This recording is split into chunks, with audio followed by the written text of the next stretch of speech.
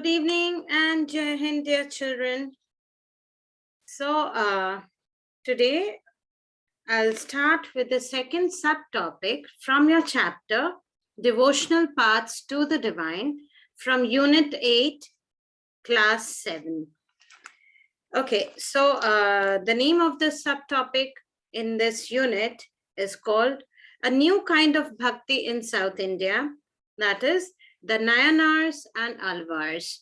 And before this, we talked about the supremacy of God, that is under the topic, the idea of a supreme God, which is on page number 104. And I hope that all of you must have gone through it. Okay, so as this subtopic tells that it's about the Bhakti system, which was prevailing that time in South India, and it was basically, two types, that is the Nayanars and the Elvars. So before I start with it, I thought of why not sharing some pictures. So let me see if I can show. I think I have. So I'll start with the Nayanars. I'll show you. Okay, so I hope the screen is quite visible to all of you. So you see, these were the Nayanars, okay? And you can see various types of pictures. This is also the Nayanars. This is the front image, and this, as you can see, row of such Nayanars. Now, let me show you who were the Elvars. Okay, so let's see.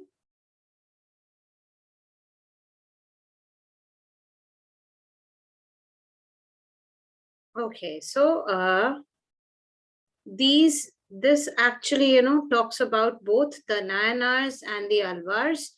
Elvars were the devotees of Vishnu, okay? And the Nayanars were the devotees of Shiv. So let me show you first the pictures of Elvars, and then we'll talk about the Nayanars and the Elvars in detail. Okay, so you see, these were the Elvar saints. Can you see? This is Elvar. This is also Elvar. These are all Elvar saints. Okay. This is also Elvar saint. All right. Now let's get back. So for this, first, let me stop sharing. Okay. So all of us now maybe, have a little bit of idea about the Elvars and the Nayanars. The 7th to 9th centuries, they saw the emergence of new religious movements, which were led by the Nayanars, that is the Shivites. That means those who were the follower of Shiv, those who were die-hard devotees of Shivji. So they were the Nayanars. And Elvars were the saints, those who were the devotees of Vishnuji. Okay, they came from all castes, including those considered the untouchables. That means there was no caste discrimination as far as the followers were concerned. They could come from the lower caste, they could come from the upper caste, and so on and so forth. Okay, like the Pulayar and the Panars. All right. So they had that much of liberty to follow either of them, either be the Nayanars or the Elvars. They were sharply critical of the Buddhist and Jainas. So now there is a little bit of difference. They were different. They differed from the Buddhist and the Jainas, and they preached, they preached their love for their God, that is Shivji, and Vishnuji as the path to salvation. That means to attain moksha. They always, used to do the meditation and devotion, singing of hymns and the bhajans, all in great to show their love and devotion to the saint, to the Almighty, that is their Shivji. That is by the Nayanars and the Elvars. great devotee, row of devotees were those who were, the devotees of Vishnu's. They were the Alvars. Okay. They drew upon the ideals of love and heroism as found in Sangam literature. So Sangam literature is an example of the Tamil literature. And it was like, all the principles and everything were brought together, and they were evident in this literature. So supposing if you can, get hold of this Sangam literature in a museum, so you can flip through the pages and look into it. So you'll find there these some things written about the Nayanars and the Alvars, how they were and what they used to think about, and all these things, and blended them with the values of bhakti. So the Nayanars and the Alvars went from place to place, composing exquisite poems in praise of the deities enshrined in the villages they visited, and set them to music. So that's what I was talking about, that they used to sing hymns, they used to sing bhajans and kirtans, and it was something like, the way Mirabai used to sing and keep on roaming from one place to another. So similarly, they also used to create hymns and sing all in praise of their Almighty, that is either the Shivji or Vishnuji. Okay, now you have some some of the names which you need to remember. It's given on page number 106 under the heading Nayanars and the Alvars. You see, there were 63 Nayanars. So this is very important as far as MCQ questions are concerned. Supposing the question is given, how many Nayanars were there? 63, 68, 36. So you need to click on to 63 because there were 63 Nayanars who belonged to different caste backgrounds, such as you had potters, you had untouchable workers, peasants, hunters, soldiers, even the Brahmins and the chiefs were there. So that means there was no demarcation, there was no differentiation between the castes, and anyone and everyone was welcome to join the Nayanar. The best known among them were Appar, Sambandar, Sundarar, and Manika Vasagar. Okay, so these names, I know it's a little bit tricky to pronounce them, but then you need to underline and just highlight it using your favorite color so that it catches your attention and you don't forget. Okay. There were 2 sets of compilations of their songs as well. So this is yet again very important as far as your MCQ questions are concerned. There you might get like 2 sets of compilations. What were there? Fill in the blanks. Okay. So you need to write Tevaram and Tiruvakam. So it is not, it is something something similar to Thiruvananthapuram. It is not Thiruvananthapuram, but then it is Tiruvakam. Tiruvacakam. Please learn the spellings because you might lose mark if if spelling is wrong. Okay, now let's talk about how many Alvars were there. So there were no 63, but there were only 12 Alvars who came from equally a very divergent backgrounds, the best known being Periyalvar.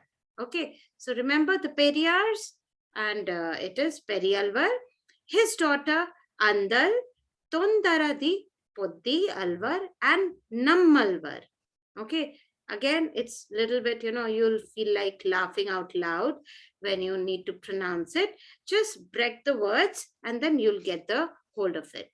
Like Tondara di po, Tondara dip podi. Okay, so Tondar adip podi. So if you break, it'll be easier for you to remember. And then you have Alvar, it's simple, and Nammalvar.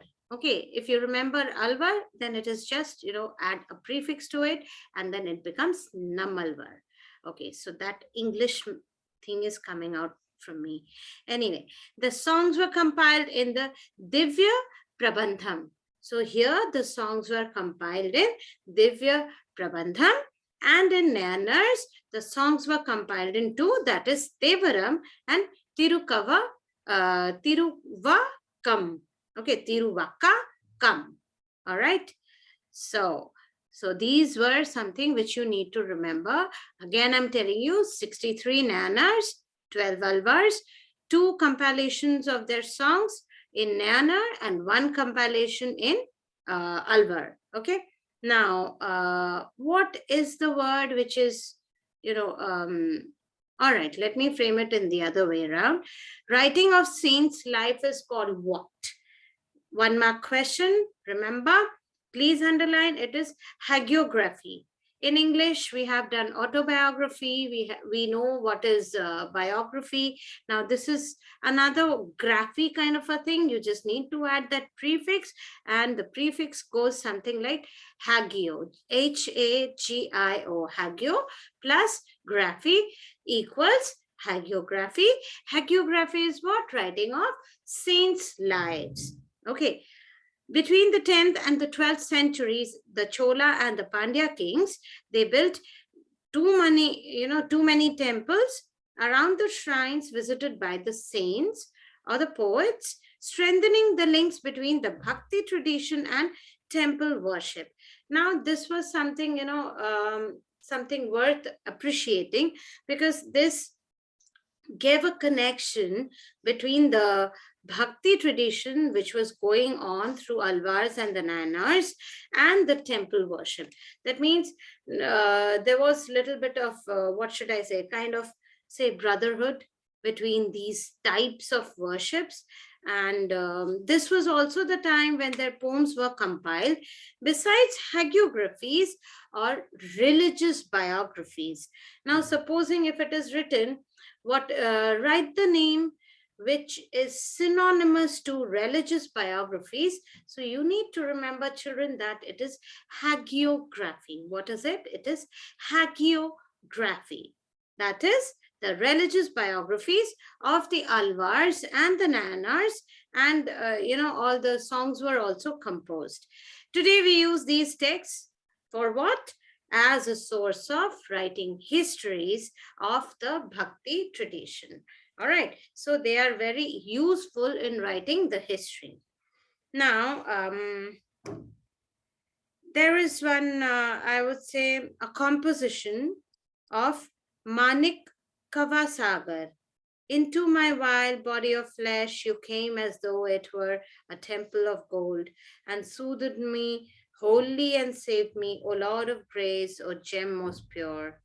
Sorrow and birth and death and illusion, you took from me and set me free. O bliss, O light, I have taken refuge in you, and never can I be parted from you. So this is, how a devotee expresses his love and devotion for the Almighty. This is how, they used to write their own, their own inner feelings. Okay.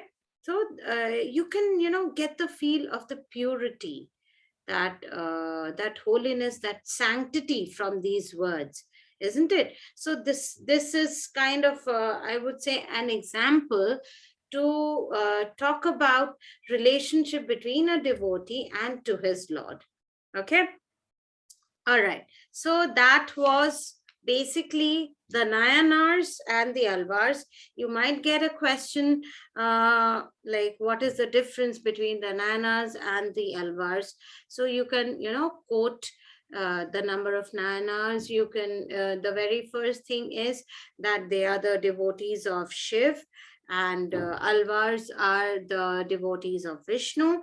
This is the basic difference. Then you will talk about that there are 63 Nayanars and there are 12 Elvars. Then you will talk about the 2 set of compilations of the songs in Nayanars. What are they? And same goes for this Elvar, that there is only one composition by the name Divya Prabandham. These are the basic differences. Okay, now let's see, let's talk about the philosophy and bhakti. Okay, So Shankara, I hope everybody is aware of Shankara. Shankara is the most influential philosophers. Okay, he was born in Kerala in the 18th century. So you can underline Kerala, 18th century, and Shankara. Who was he? He was an advocate of Advaita, which is the doctrine of oneness of the individual soul and the supreme God. Please be very careful, pay attention. Now, what is Advaita? Advaita is the doctrine of the oneness of the individual soul. That means that there is only one soul. Okay, so oneness of the individual soul, number one. Secondly, the supreme God. That means no one is above God. God is supreme. All right. Then, which is the ultimate reality. So the oneness of the individual soul and the supremacy of God. These were the two things which were written, which were laid down in the doctrine, and it was called Advaita. Okay. He taught that the Brahman, the only or the ultimate reality, was formless and without any attributes. That means he talked about the supremacy of the Brahmins. Okay. He also considered the world around us to be an illusion or Maya and preached renunciation of the world and adoption of the path of knowledge to understand the true nature of Brahman and attain salvation. So I will just break it into bits and pieces. Okay. So what did he consider? He used to believe that the world around us is just an illusion. Okay. The world around us, that means whatever things are there in front of you, the nature around you or the people around you or whosoever you meet, it's all an illusion. It is just more Maya, kahin dhoop, kahin chaya. Don't we say that? I hope everyone of us have heard this, that, everything is Maya. Everything, you cannot have any, you should have that detachment. One should not get so much attached, because all these are what? They are all materialistic things. Okay, so everything is an illusion or Maya, and preached renunciation of the world and adoption of the path of knowledge. That means one should adopt the path of knowledge to understand what? To understand the true nature of Brahman. That means, basically it talked about the supremacy of Brahman, that Brahman is someone to be worshipped, someone to be very close to God, and to attain salvation. So this person Shankara, he advocated Advaita, first thing. Then he also considered that everything around you or everyone or everything, whatever you come across, it's all Maya, it's all an illusion. And he preached the renunciation of the world. And also he talked about the adoption of the path of knowledge. Why? To understand the true nature of Brahman, as if whatever is written in that doctrine regarding Brahman was something which was very important, and which no one could just deny. Okay. And it also talked about how to attain salvation, that is moksha. Now let's talk about the second person, that is Ramanuj. Ramanuj was born in Tamil Nadu. Now Shankara was born in Kerala. Please remember that. But Ramanuj was born in Tamil Nadu. And which century? In 11th century. And Shankara was very, senior.